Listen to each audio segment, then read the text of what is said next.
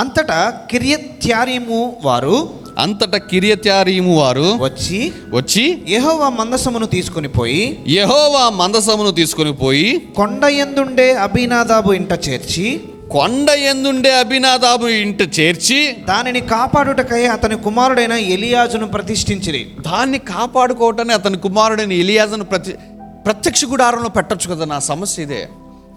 ఎందుకంటే మందసం ఎక్కడ ఉండాలి? అది ఉండాల్సిన స్థానంలో ఉండాలి. అది మోషేని దేవుడు ప్రేరేపించి ఒక ప్రత్యక్ష గుడారం ఏర్పాటు చేసి, ఆ ప్రత్యక్ష గుడారంలో కూడా ఆవరణంలో కాకుండా, పరిశుద్ధ స్థలంలో కాకుండా, అతి పరిశుద్ధ స్థలంలో ఈ యొక్క నిబంధన మందసం ఉండాలని దేవుడు నిర్ణయిస్తే, వీళ్ళు ఎవరింట్లో పెట్టారంట? అబీనాదాబు అనే ఒక సహోదరుడు ఇంట్లో పెట్టాడంట. ఎంతకాలం ముందు తెలుసు అబీనాదాబు ఇంట్లో? అది కూడా 22వ వచనం చదవమ్మా. మందసము కిర్యత్యారీములో ఉండిన కాలము 20 సంవత్సరాలు, 20 years. ఈ 20 years ఏం చేస్తారు తెలుసు? వీళ్ళు ఏం చేయాలి?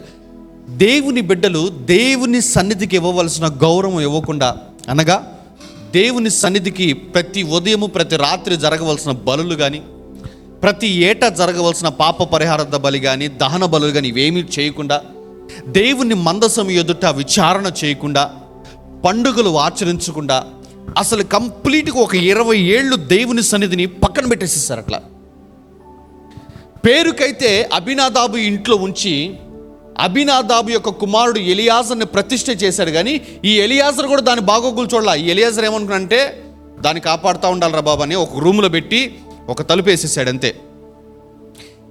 ఎలియాజర్ని ప్రతిష్ఠ చేశాడు, కనీసం ఎలియాజర్ అయినా విచారణ చేసినట్టు బైబిల్లో లేదు.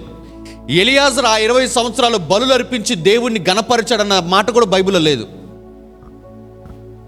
ఫర్ 20 years దేవుని సన్నిధిని వారు కనీసము గౌరవించాల్సిన స్థానంలో కూడా గౌరవించలా. ఆ తర్వాత దావీదు రాజైన తర్వాత ఇదిగో దేవుని మందసము గురించి ఎంక్వైరీ చేస్తే యాయీరు పొలములో దొరికింది. ఆ దొరికిన మందసాన్ని తీసుకుని వచ్చే ప్రయత్నము చేస్తుంటే ఈ దారిలో దావీదు చేసిన ఒక చిన్న పొరపాటు వలన ఇదిగో దావీదుతో పాటు కూడా దేవుడు వెళ్ళటానికి ఇష్టపడలా. దావీదు ఎవరమ్మా? దేవుని హృదయానుసారుడు. దేవుని హృదయానుసారుడైన ఆ వ్యక్తితో పాటు కూడా దేవుడు వెళ్ళటానికి ఇష్టపడలేదు. కానీ ఎవరింటికి వెళ్ళాడంటే ఒబేదెదోము ఇంటికి వెళ్ళాడు దేవుడు. చదువుతారు ఇప్పుడు 2వ సమూయేలు గ్రంథం 6వ అధ్యాయము 10వ వచనం చదవమ్మా. యెహోవా మందసమును దావీదు పురములోనికి తన యొద్దకు తెప్పింపనొల్లక, యెహోవా మందసమును దావీదు పురములోనికి తన యొద్దకు తెప్పింపనొల్లక గిత్తీయుడగు ఒబేదెదోము ఇంటి వరకు తీసుకుని అచ్చట ఉంచెను. గిత్తీయుడగు ఒబేదెదోము ఇంటి వరకు తీసుకుని ఉంచి అచ్చట ఉంచెను. అక్కడ ఉంచి అసలు నాకు దేవుడు నాతో మాట్లాడుతూ చెప్పిన మాట. అసలు నాకు ఈ మాట ఈ అధ్యాయం ఎట్లా ఉంటుందంటే నాకు లాగి చంప మీద కొట్టినట్టు అనిపిస్తుంది. ఎందుకో తెలుసా? రాజుతో పాటు ఉండడానికి దేవుడు ఇష్టపడాల, ప్రధాన యాజకులతో పాటు ఉండడానికి కూడా ఇష్టపడలేదు. ఎందుకంటే 20 ఏళ్ళు ఆ ప్రధాన యాజకుడు ఏం చేయలేదు. ఒక రాజుతోటి ఒక యాజకుడితోటి దేశంలో ఉన్న గనులైన వారి వద్ద ఉండాలని దేవుడు ఆశపడాల. ఆ నిబంధన మందసము ఎవరి వద్దకు వెళ్ళడానికి ఇష్టపడిందంటే ఒబేదెదోము అనే ఒక వ్యక్తి దగ్గరికి వెళ్ళి 3 నెలలు అక్కడే ఉందంటే. ఎవరి ఒబేదెదోము? నేను అప్పుడు ఆలోచించడం మొదలుపెట్టా. ఈ ఒబేదెదోము ఎవరంటే చెప్పనా? మందిరములో ఒక పాఠకుడు, మందిరములో ఒక వాయిద్యం వాయించే వాయిద్యకారుడు, మందిరములో ఒక ద్వారపాలకుడు, ఇంకా చెప్పాలంటే మందిరములో ఒక అషర్. హల్లెలూయా. చూపిస్తాను చూడండి. 1 దినవృత్తాంతములు 16వ అధ్యాయము 4వ వచనం చదవమా. మరియు అతడు యెహోవా మందసము ఎదుట సేవ చేయుచు ఇశ్రాయేలీల దేవుడైన యెహోవాను ప్రసిద్ధి చేయుటకును వందించుటకును ఆయనకు స్తోత్రములు చెల్లించుటకును లేవీయులలో కొందరిని నియమించెను. లేవీయులలో కొందరిని దావీదు ఆ తర్వాత ఒబేదెదోము ఇంట్లోంచి తీసుకుని వచ్చేసి దేవుని మందసాన్ని ఏర్పాటు చేశాడు దావీదు. ఆ ఏర్పాటు చేసిన తర్వాత దేవునికి స్తుతులు చెప్పడానికి కొంతమందిని ఏర్పాటు చేసుకున్నాడు దావీదు. ఎవరా వాళ్ళు? చదవమ్మా తర్వాత 5వ వచనము. వారిలో ఆసాపు అధిపతి. ఆసాపు కీర్తనలు మనం చాలా చదివాము. జకర్యా అతని తరువాతి వాడు, యెహీయేలు, షెమీరామోతు, యెహీయేలు, మత్తీయ, ఏలియాబు, బెనాయ, ఒబేదోదోము, యెహీయేలు అనువారు స్వరమండలములను సితారాలను వాయించుటకై నియమింపబడిరి.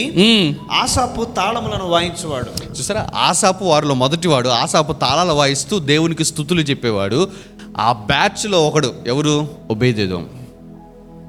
స్వరమండలము ఏదో పట్టుకొని ప్రభువుని ఆరాధించే ఒక వ్యక్తి ఇంటిలో ఉండటానికి దేవుడు ఇష్టపడ్డాడు. దేవుడు దావీదుతో పాటు ఉండటానికి కూడా ఇష్టపడలా. ఏ ప్రధాన యాజకుడు ఇంటిలో ఉండటానికి ఇష్టపడలా.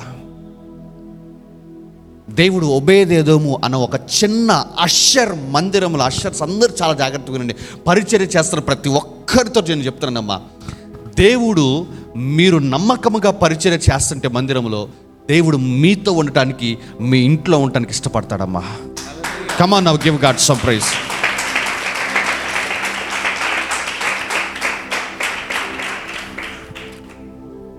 అబీనాదాబు ఇంట్లో 20 సంవత్సరాలు ఉన్నాడు దేవుడు, 20 years. కానీ అబీనాదాబుని ఆశీర్వదించినట్టు అక్కడ రాయబడాల. దేవుడు 20 సంవత్సరాలు అక్కడ ఉన్నాడు. కానీ అబీనాదాబు ఇంట్లో 20 సంవత్సరాలు అక్కడ ఉండడం వలన అబీనాదాబు ఈ విధంగా దీవించబడ్డాడని అక్కడెక్కడ రాయబడాల. కానీ ఒబేదెదోము గురించి దేవుడు రాయించాడు. చదువుతారా? 2 సమూయేలు గ్రంథము 6వ అధ్యాయము 11-12 వచనాలు చదవమ్మా. యెహోవా మందసము 3 నెలలు గిత్తీయుడకు ఒబేదెదోము ఇంటిలో ఉండగా, యెహోవా మందసము 3 నెలలు గిత్తీయుడకు ఒబేదెదోము ఇంట్లో ఉండగా, యెహోవా ఒబేదెదోమును అతని ఇంటి వారిని అందరినీ ఆశీర్వదించెను. చూసారా, ఫర్ 3 months, ఒక 3 నెలల్లోనే దేవుడు ఒబేదెదోముని అతని ఇంటి వారిని అందరినీ ఆశీర్వదించెను. 20 సంవత్సరాలు ఉన్నాడు అబీనాదాబు దగ్గర. అబీనాదాబు గనక దేవుని యొక్క సన్నిధిని గౌరవించాల్సిన విధముగా గౌరవించి ఉంటే ఆ దేశంలో కాదు, అసలు చుట్టుపక్కల దేశాలన్నింటిలో అతడే కోటీశ్వరుడు అయి ఉండేవాడు. కానీ అతడు ఏం చేశాడంటే, నా ఇంటికి తెచ్చారు, నేను గదిలో పెట్టాలి, పెట్టి తలుపేస్తా. మనం గనక బైబిల్ కొనుక్కొని షెల్ఫ్లో పెడతాం, చూసారా? నవ్వుతున్నారు, అర్థమైంది మీకే చెప్తండి. మళ్ళీ ఎప్పుడు తీస్తాం బైబిల్ మనం? మళ్ళీ ఆదివారమే. కొత్తగా ఉంటుంది అసలు బైబిల్, అసలు మామూలుగా ఉండదు అసలు. ఈ మధ్యలో వాక్యం ఎప్పుడు చదువుతుంటే అటు బయటికి వెళ్తే క్యాలెండర్లో చూస్తాం. నిజమా కాదు నేను మాట్లాడుతుంది? 20 ఏళ్ళు అబీనాదాబు ఇంట్లో ఉన్నాడు.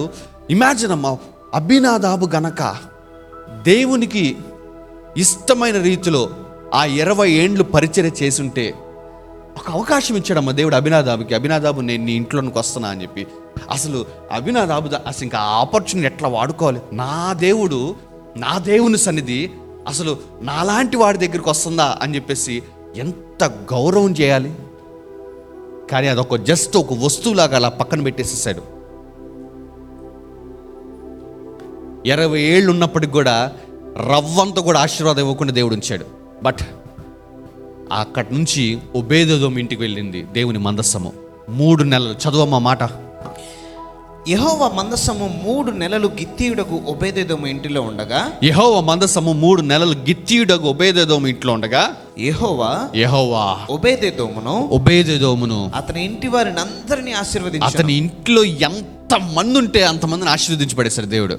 ఎందుకంటే దట్ ఈస్ హౌ ఒబేదెదోము దేవుణ్ణి ఆ విధంగా. అమ్మా, 20 ఏళ్ళు క్రైస్తవుడిగా బ్రతికి ఏం ఉపయోగం? మనం సరైన దీవెన ముందుగా లేకపోతున్నాం. అదే ఉద్యోగం, అదే జీతం, అదే బతుకు, పేరుకి క్రిస్టియన్. ఇక్కడ చూడు, ఒక వ్యక్తి 3 నెలల్లోనే దీవించబడ్డాడు. పక్కన వాళ్ళకి చెప్పు, 3 నెలలు దీవించబడవచ్చు అని చెప్పు. ఇంకా చెప్పు, 3 నెలల్లో కోటీశ్వరుడు అవ్వచ్చు అని చెప్పు. హల్లెలూయా. ఏం అవ్వచ్చలేదు 3 నెలల్లో. ఇక్కడ దేవుడు చెప్పాడు 3 నెలల్లో ఒబేదెదోముని కాదు, ఒబేదెదోము భార్య, పిల్లలు, ఇంట్లో ఎంతమంది ఉంటే అంతమందిని దీవించి పడేశాడు దేవుడు. ఎవరి ఒబేదెదోము అంటే, ఏదో ఒక వాయిద్యం వాయిస్తూ దేవుని సన్నిధిలో ఒక అషర్గా ఉంటున్నాడు.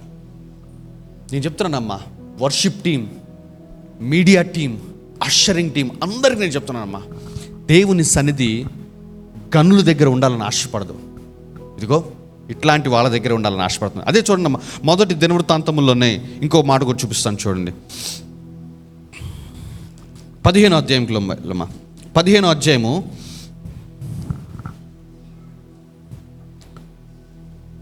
18వ వచనం చదువు. వీరితో కూడా రెండవ వరుసగానున్న తమ బంధువులైన జకర్యా, బేను, యహజీయేలు, షెమీరామోతు, యెహీయేలు, ఉన్ని, ఏలియాబు, బెనాయా, మయసేయ, మత్తిత్య, ఎలిప్లేహు, మిక్నేయాహులను వారిని ద్వారపాలకులకు ఒబేదెదోమును, యెహీయేలును పాఠకులనుగా నియమించిరి. చూసారా, he was a singer and he was a instrument player. ఇంకొక చోట ఉంటుంది ద్వారపాలకుడు అని చెప్పేసి. అంటే ఎవరు ఈ వ్యక్తి అంటే మందిరంలో ఒక పరిచారకుడు అంతే. దేవుడు ఎప్పుడో ఒకసారి ఇట్లాంటి అవకాశాలు ఇస్తాడమ్మా. నేను చెప్తున్నామ్మా, మందిరంలో పరిచయం చేసే వాళ్ళందరికీ నేను చెప్తున్నానమ్మా, దేవుడు ఎప్పుడో ఒకసారి సడన్గా ఇట్లాంటి అవకాశం ఇస్తాడు. ఏంటంటే ఆయన మహిమని మీద కుమ్మరించడానికి ఒక అవకాశం ఇస్తాడు. ఆ టైంలో గనక ఒబేదెదోము లాగున్నాం కన పిచ్చి పిచ్చిగా దీవించబడతాం. అభినాదాబు లాగున్నాం కన ఎక్కడ వేసిన గొంగలంటే అక్కడే.